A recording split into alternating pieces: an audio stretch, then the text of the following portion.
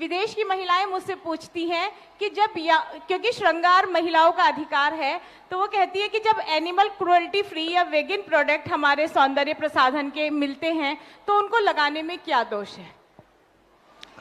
सौंदर्य प्रसाधन के दो रूप होते हैं।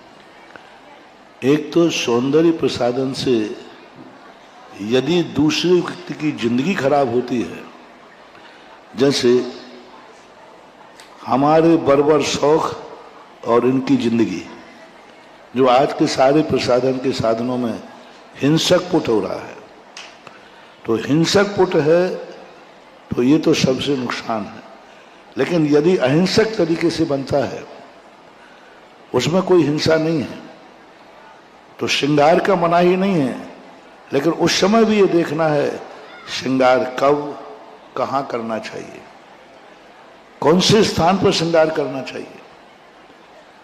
हमारे शास्त्रों में ये लिखा है, यदि पति विदेश गया है वर्तमान युग में, यदि पति व्यापार विदेश गया है, उस समय नारी अपने घर में रह करके भी श्रृंगार न करे, अपने सिंपल शरीर में रखे, सिंपल से वेशभूषा में रहे, सिंपल श्रृंगार में रहे, क्योंकि उसका पति घर पर नहीं है।